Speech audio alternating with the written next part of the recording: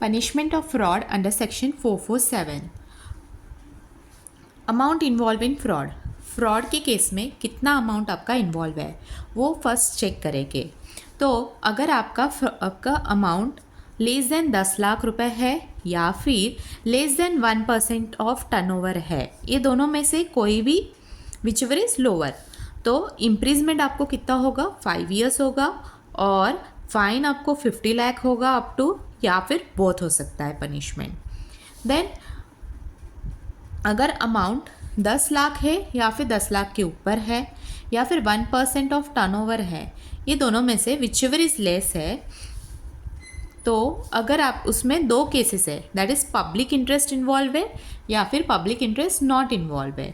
Public interest अगर not involve है तो इम्प्रिजमेंट कितना होगा 6 months up to 10 years and fine amount involve in fraud and up to 3 times of the amount involved in fraud.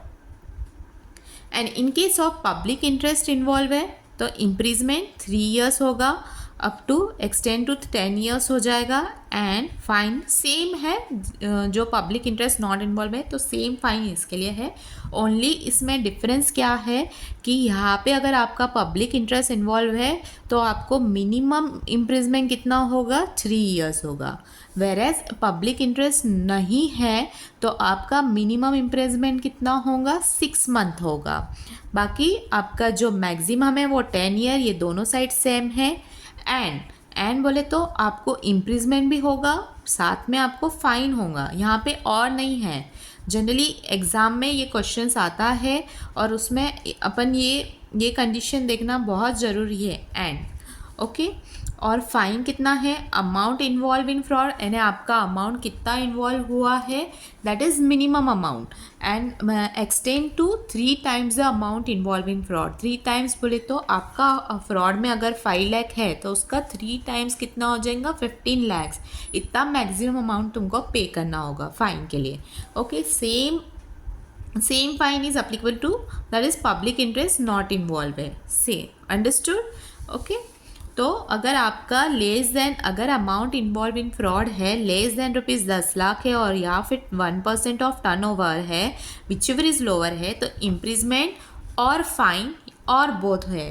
Whereas at least अगर आपका at least 10 lakh है या फिर 1% ऑफ टर्नओवर है तो यहाँ पे इम्प्रिजमेंट एंड फाइन रहेगा. ओके, और यहाँ पे दो कंडीशन है, that is public interest involve and public interest not involve. और ये दोनों में ओनली क्या डिफरेंस है, ओनली इम्प्रिजमेंट का डिफरेंस है. मिनिमम इम्प्रिजमेंट अगर पब्लिक इंटरेस्ट इन्वॉल्व है तो 3 years होगा और मैक्सिमम तो 10 years है, that is. And public interest not involve है तो इम्प्रिजमेंट मिनिमम कितना हो जाएगा 6 months होगा. Right, understood.